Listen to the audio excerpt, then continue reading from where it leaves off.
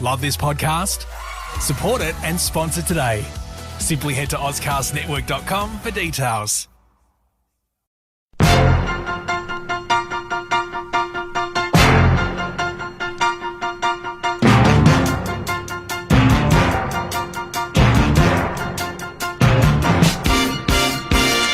Hi everyone, wonderful to welcome you to the garage.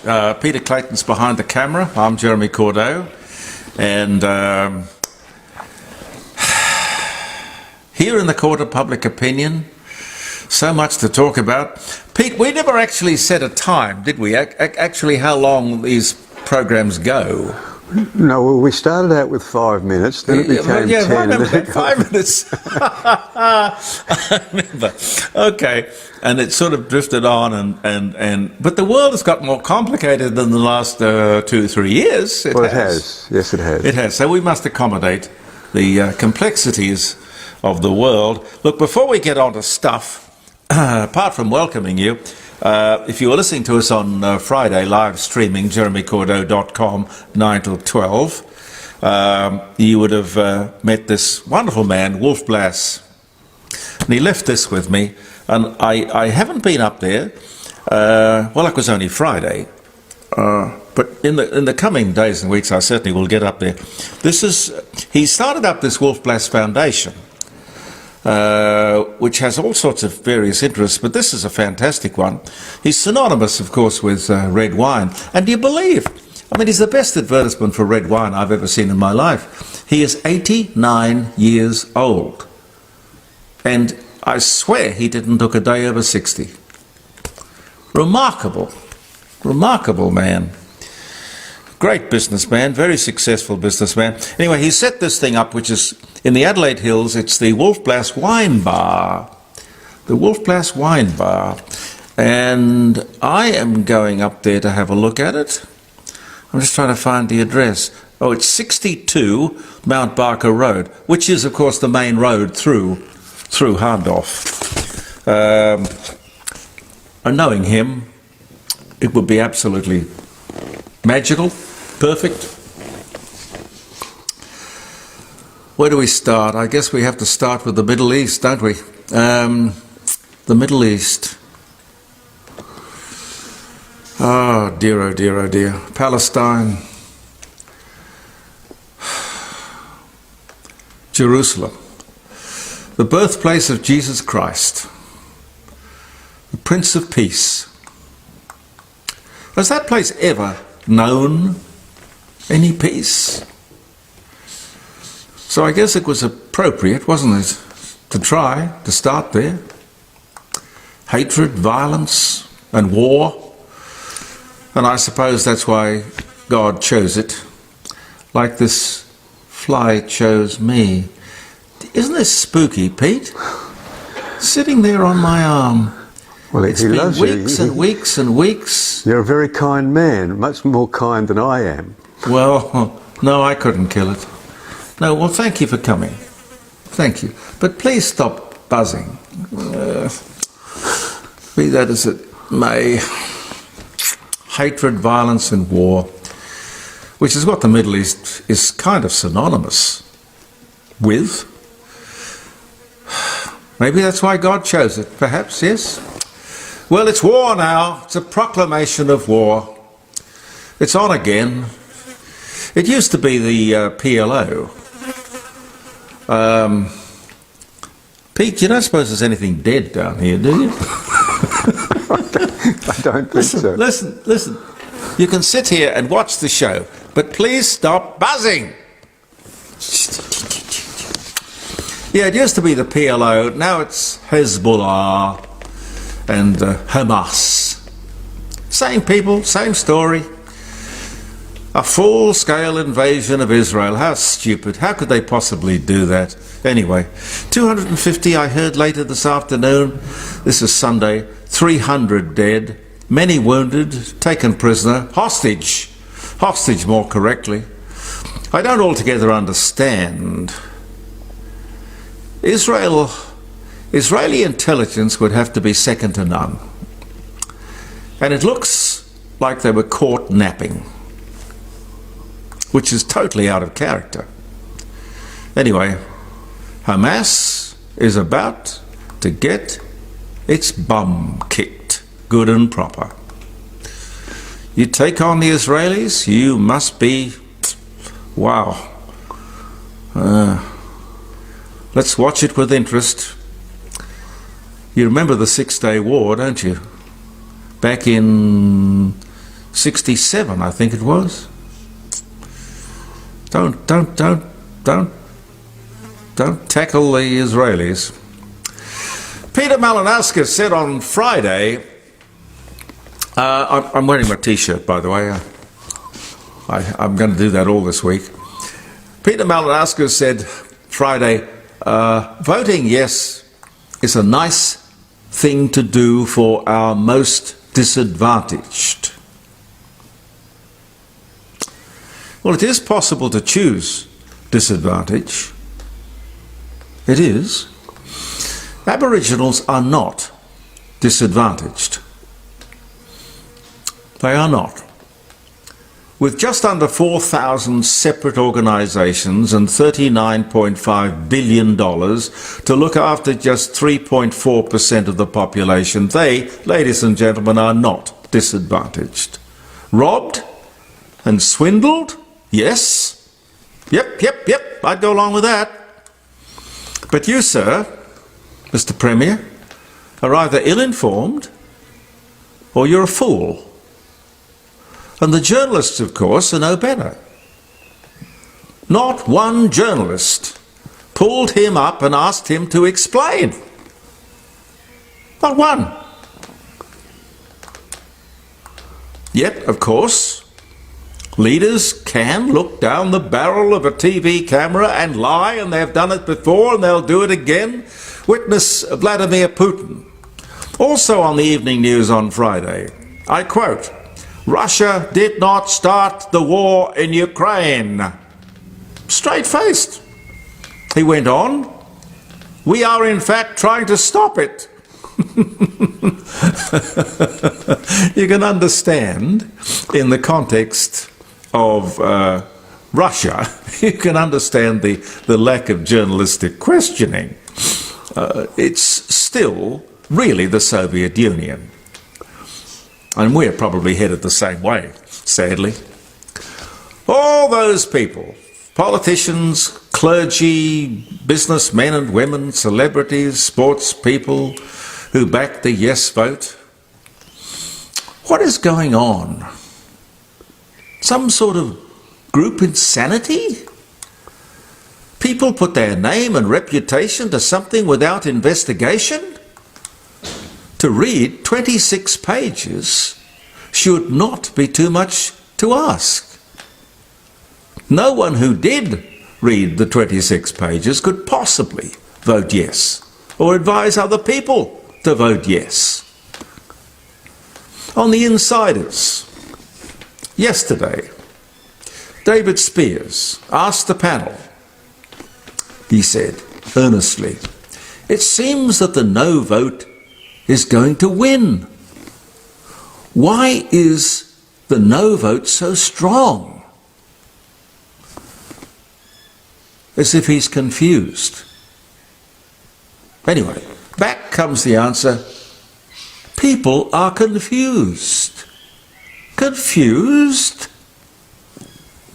What absolute rubbish. Yes, well, of course, it is the ABC, the mouthpiece of the Labour Party and the great promoter of the yes vote. They're not reporting, they're campaigning. But how could these professionals sitting on the couch be so out of touch as to think that we, the people, are the problem? We're confused. All the truth is there, and they don't mention any of it. Are they incompetent, stupid, blind? Have they read the 26 pages, which has certainly backgrounded me? The PM wants us to concentrate on the question. Well, of course he does. He hasn't, or he says he hasn't, read the 26 pages. Beyond belief. And even on that program, he was talking, and this is the official piece of paper that you get when you go in to vote. How to vote yes, it says. And it's complicated, and it's not in any other languages other than English. But either the Prime Minister is confused, or the people running the yes vote are confused. Can't have it both ways. It was a very simple thing. The Minister said, in fact on the same program, oh well, what we will do is we will have the voice come to us to give us advice on what we should be doing for the Aboriginal people. How often, when, where, all of that. We will take advice. We keep hearing the word advice. We'll take advice from the voice. That's not what it says here. It says here, quite clearly, when Parliament or government want to improve outcomes for Indigenous Australians in areas such as health, education, they will ask the voice to come up with the best solutions that will actually work and make a real practical difference. You see, ladies and gentlemen, they cannot get their story right. It can't be both ways. Either the voice is going to give, or the government is going to ask. And they see nothing wrong or nothing in conflict with that because they think we're stupid. Well, they're going to get a rude shock. I don't think this referendum will be carried in any state, and I predict it'll be something like 70-30. I would worry seriously about the 30% who voted yes. But anyway, I ask you this question in conclusion. Would Aboriginals really want to go back to pre-colonial days? 1788. Would they? Naked, Stone Age people. By today's standards. Nothing achieved in 65,000 years. I mean, they may have their own reasons for being proud of what happened in those 65,000 years. I don't know. But no infrastructure, no cities, no written language, no common language or alphabet, didn't discover the wheel, never built a building or a bridge or a hospital or a school, a university, missed the Iron Age, gunpowder, weaving, all of those things. Nothing. Maybe they were perfectly happy. Would they be prepared to go back and be perfectly happy? As cultures all over the world raced ahead, the Greeks, the Italians, the Indians, the Chinese, the Japanese, and of course the English and the Europeans, why were the Aboriginals stuck in the Stone Age? Along with, I must admit, certain people in the South Pacific, the Papua New Guineans, for example, who to this day in some parts of the country are headhunters, cannibals. They remain that way today. So I ask, would Aboriginals want to leave what I call civilization? Leave it all behind, to go and live independently in their own state, which, if you read the 26 pages, the sovereignty bit, that is what they want to do. Which I take it to mean, Pete, would you agree it's the Northern Territory? That's the way it's looking, yes. It sort of looks like the Northern Territory Well, that they well, want to have as a sovereign, They say that they want statehood for the Northern Territory. but their statehood. It just says they want statehood for the Northern Territory. They don't say for themselves, but they do say they want their own sovereignty. Yeah. Okay. All right. They want their Well- own black parliament. Black Parliament. Well, the devil is in the detail. So we'd have to be very careful about all of that. Let's hope we don't have to deal with it. But the Northern Territory, living there alone, no white fellas' money, no welfare, no $39.5 billion a year. I tell you what, Jeremy, I think the Chinese would love it. Wouldn't they? Oh, anyone would love it. Well, I mean, they just walk straight in. Well, they'd do a deal with the Chinese probably. The Chinese own the port, so they probably would. Anyway, I don't know. Most Aboriginals, however, you've got to understand, are on welfare, which in your sovereign state would not be immediately available, would it? How would you live?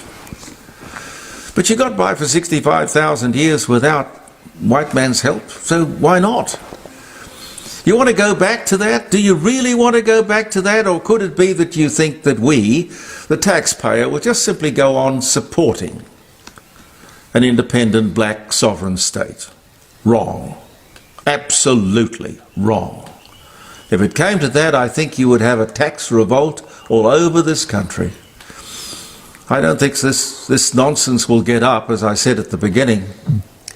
But I also don't think that these people, the lefties, the intellectuals, the celebrities, the academics, I don't think they're going to go away. They won't. They won't. All of this, over 3.4% of the population, who are, as I've said at the beginning of this segment, probably the most privileged people in the country. It's just plain ridiculous. And as Alan Jones said, and I thank you for all the comments that have been made, and I've tried to reply to everybody, but I've still got some more to go. People were very interested in the things Alan Jones said. But as Alan said, no gratitude, not one word of thanks for the successful journey so many Aboriginals have taken to wealth and high office. Can I just say something, Jeremy? It's Sure. something I thought. Do we owe them, or do they in fact owe us? Well, if they owe us, we'll never collect. But they owe us for bringing them out of the Stone Age. I don't understand where their mind is, whether they wanted that or not. Well, I'm But sure it's they their don't want to choice. go They back can to say, it. we don't want this civilization. We want to stay in the dirt. We want our music sticks and our bits and pieces and our white paint on our face and our loincloth. Well, I don't know, but people have a right to choose, and I'm all for that. People can choose. But don't ask me to pay for it. Anyway,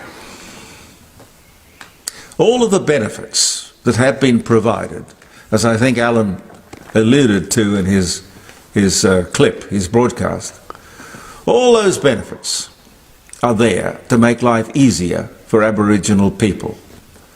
There are benefits, concessions, incentives and support, quite separate from anything that is given to white people. That in itself is racist. But it does seem it is never enough. They, that is the government, that's who's behind this whole thing, I'm quite convinced, have enrolled footballers, celebrities, business people, and now I see the Muslim community to endorse yes. Endorsed by mosques and imams and muftis. God, think Iran. Well, I mean, that endorsement might not help you a great deal. But we'll see. Prime Minister, I know that you didn't want to spend more than a few minutes in Alice Springs, but Alice Springs, Tennant Creek and hundreds of outback towns is the issue. They are the issue for which your voice will make no difference whatsoever. And that is the problem. You can't be that silly. It's not about making Aboriginal lives better, is it? It's about a socialist reshaping of Australian society, you of the socialist left. With the Labor governments, of course, almost wall to wall in this country, and a compliant media, you would probably have a look around and say, there has never been a better opportunity. The one thing you must remember, however, sir, everything you need to know is in those 26 pages of the Uluru Statement from the Heart, which, of course, the Prime Minister, you don't want to read. Why would I read that? I think he said. Why would I want to read that? Well, of course he would say that. He's pretending that he doesn't know what's in there. Rubbish. But forget him. It's not about him. It's about you and me and Pete. It's us. As long as we vote no, who cares what that man says or thinks or wants? That's sincerely my view. Anyway, some dates, Pete? Have we got the time? You should better get onto those. Sorry. October 10. Hang on, is it October 10? No, sorry. Got a day ahead of myself. October 9. Because we record Monday and Tuesday together. October 9, 1876. 1876, the first two-way telephone conversation. The first over outdoor wires. 1876. Same day, 1947, the first telephone conversation between occupants of a moving car and an aeroplane. And it was when I was on AA in the evening, I remember my dear friend, Tony Denton, on a, an Etihad plane flying somewhere in the world, rang the program, and we had to talk to not only him but the steward and several of the fellow travellers. God knows where they were. I mean, 40,000 feet somewhere else in the world. I mean, the world is moving ahead very, very quickly. 1940, John Lennon, British rock singer, songwriter. Beatles, Strawberry Fields Forever. Help! Born in Liverpool, England. He died 1980, born 1940. 1990, radio stations around the world played Imagine, honouring John Lennon on what would have been his 50th birthday. 1990. 1855, American inventor Isaac Singer patents his sewing machine motor. 73, and Elvis and Priscilla Presley divorce after just 6 years. Hobart in Tasmania is founded in 1804. On this day, the first electric blanket. Was a good invention. When was that? Oh no, hang on. The first electric blanket manufactured, it sold for $39.50. The year was 1946. Wow. 1980, the first consumer use of home banking by a computer. United American Bank in Knoxville, Tennessee. 1980. That's about 40 years ago, and I still don't use the bloody thing. Don't like that. In the year 1000, Leif Erikson reaches Vinlandia in Canada, where they too probably had flies. Leif Erikson, reputedly becoming the first European to reach North America. The year 1000, on this day. Who would have recorded that? And how would it have been handed down all these years? Amazing. 1930, first transcontinental flight by a woman completed. Laura Inglis was her name. 1930, Oscar Schindler the Austrian businessman subject of the novel and the movie Schindler's List, dies at 66. It was 1974. 1941, US President Franklin D. Roosevelt approves an atomic bomb program that would go on to become the Manhattan Project, which would end the Second World War. Jackson Browne, American rock singer, Running on Empty. Do you like him, Pete? I love Jackson Browne. Jackson Browne. Yeah. What's the thing that I like that he does? Jackson Browne. There's so many. I mean, Brown-Eyed Girl? no, that's Van Morrison. Van Morrison. No. But I know him. I just can't put a song to him. He co-wrote, the Eagles song, "Take It Easy." Yeah, The Pretender. Yeah. Anyway, 1948, Jackson Browne, born in Germany. Earliest mention of Prague's astronomical clock, the world's oldest still running clock. 1410 on this day. Wow. I must remind you again about that light that's burning in the fire station, which is the oldest incandescent burning light. They don't turn it off because they figure if they turn it off, it'll never go on again. But it's been on for 150 years or something. Amazing. Morris West, Australian novelist, Shoes of the Fisherman, dies at 83. 1999, French Air Force gets its first nuclear weapons. 1963, they're probably too emotional to have nuclear weapons, I would think, Pete. But Possibly. Sacre bleu! The Hoover Dam begins transmitting electricity to Los Angeles in 1936. Anyway, we'll leave it there.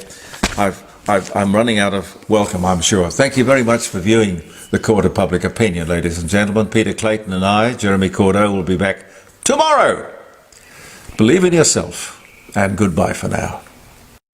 Love this podcast? Support it and sponsor today. Simply head to AuscastNetwork.com for details.